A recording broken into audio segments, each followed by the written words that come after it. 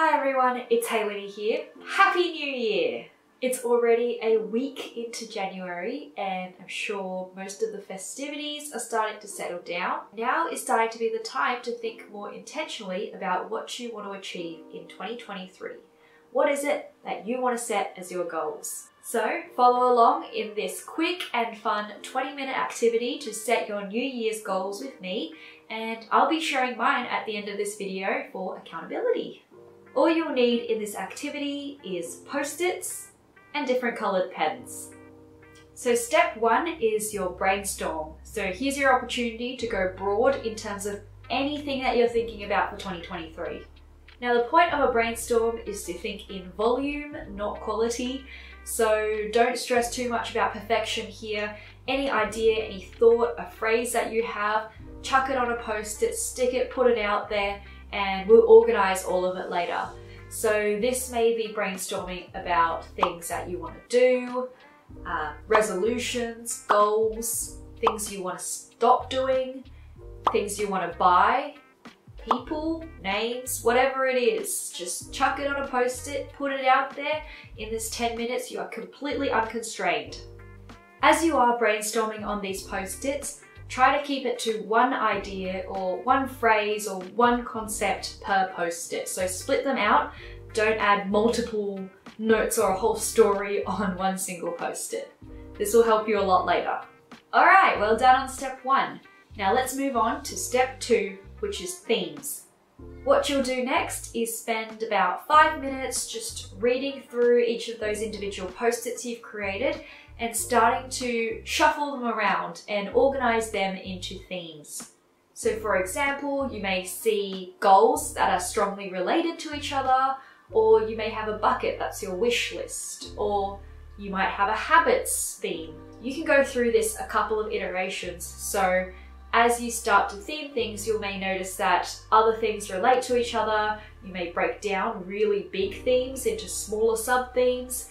This activity is pretty commonly used in tech, especially when it comes to research and UX design. We're using techniques like brainstorming and affinity mapping, and we will also be going on to dot voting at some point. So applying a lot of the things from work life into your personal life is often a great source of structuring some of the thinking that you want to do on a personal level. Now, step three is to prioritize. I think the new year is such a great time to stop, refresh, reevaluate your life almost, and decide what direction that you want to head in for the next year. But I'm sure pretty much all of us have experienced that pain of setting your resolutions and then dropping them 2 weeks later. One of the reasons for this is because we tend to want to do a lot of things across a lot of aspects of our lives, and so we end up setting about 10 different resolutions or more, and there's a lack of focus. And so as a result of this, you end up trying to build new habits or trying to change your behaviors across so many different aspects of your life that it becomes unsustainable. Recently in the Huberman Lab podcast, he mentioned in terms of setting goals that setting fewer of them so you can focus on them will help you actually achieve those goals. And the second part of it is setting goals at the right level of difficulty so that you're both motivated to do them, but also feel like they are possible to achieve. So now with a coloured marker, I'm going to give you 3 votes to mark on the 3 post-its that you want to focus on the most this year. So have a really good think about that. What are those things where you feel like if you did a lot of different things, but at the end of the year, you realize you didn't really put much work into those 3, you would feel disappointed. Or vice versa, if you had done nothing at all during the year, except you managed to make some progress on the 3 goals that you prioritized, then you would feel like you had a pretty good year. Generally, I will mention that when this kind of activity is applied in the workplace, it's done by a group of people, and so when it comes to dot voting, that tends to be even more effective because now people are giving input on their top priorities. In this case, it may be on an individual level, but it still helps you think more intentionally about what are those top 3 things if you had to sacrifice everything else. Don't worry as well, this also doesn't mean you can't work on any other goals that you've set.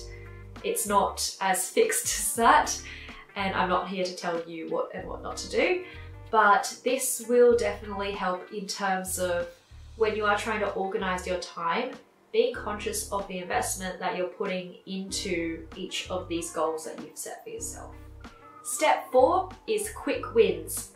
So now with a different colored marker, mark on those post-its or ideas that you think can actually be completed in one sitting or within a week. These are things that can be actioned quite quickly, like taking a class or wanting to watch a certain movie or hanging out with someone that you haven't seen in a long time. And these can be great back of pocket items to have to help you feel momentum and achieve quick wins over the year as you work on your longer term goals. And finally, step 5, how are you going to get there? Feel free to spend any amount of time on this, go as deep as you want, start to action things. In a notebook for your 3 main goals, start to break down the plans of what are the immediate next steps that you might take to get to those goals. Are there things that need to be set up in the first place? Are there things that you should be more conscious about? And just writing down those plans will actually help you think through and make those goals more tangible and achievable. For example, one of my 2023 goals is to work more on my mental health. I think mental health is extremely important and therapy can be really helpful regardless of who you are. I think therapy should be for everyone. And so in Australia, we have a really great healthcare system where you can get up to 6 free psychologist sessions if you go through a referral from your GP. And so I know that the first step that I need to take is to first book an appointment with my GP to get that referral. And then the next step after that is to get in touch with a psychologist to set up appointments.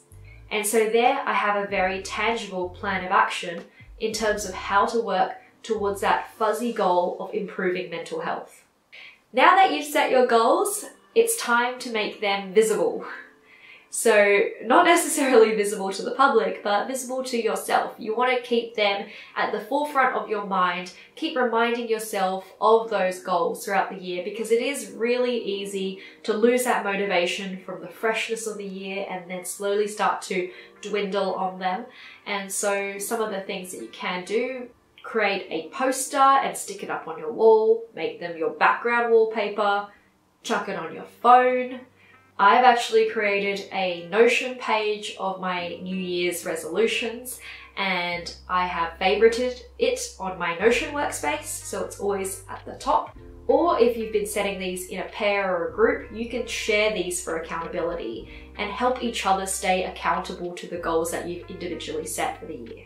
We've been setting our New Year's resolutions today in a group through this activity already, so I want to share mine with you in this video for accountability.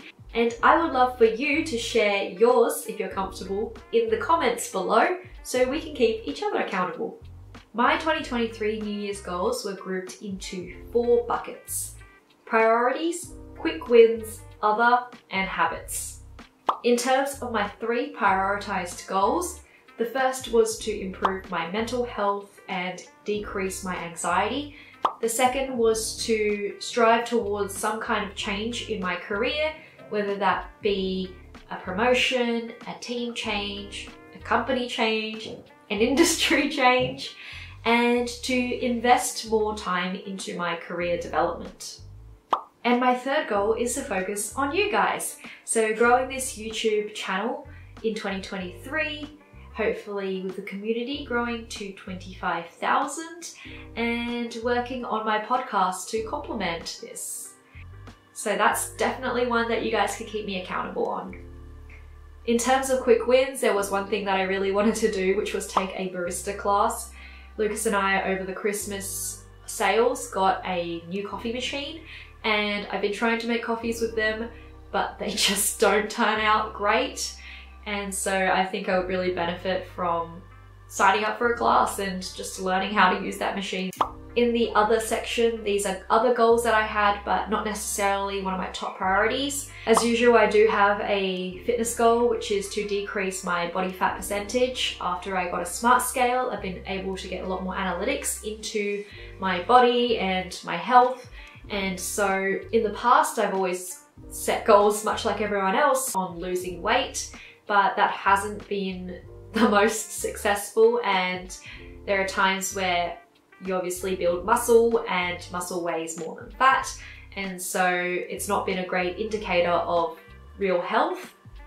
I've also been getting into bouldering lately and enjoying it quite a lot. I would love to be able to compete in a bouldering comp in the most basic level near the end of the year. I think that would be a really great goal to work towards as part of one of my hobbies. I also have a snow goal. As many of you may know, I really enjoy going to the snow. And so this year, I would love to hit a 360 and build up the courage to attempt a rail.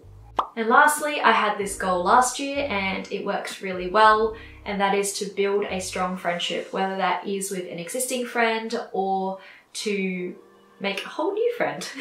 Finally, my fourth section was habits. There are some bad habits that I really want to drop in 2023 and some healthy new habits that I want to try pick up.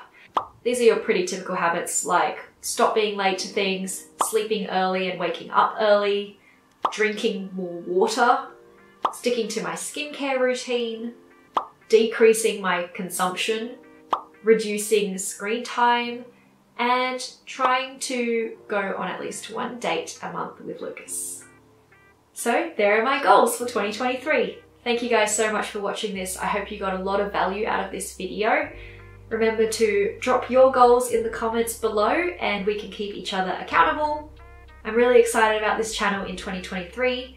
So if you like this video, give it a thumbs up, subscribe, share it with your friends. I will see you all next time. Bye!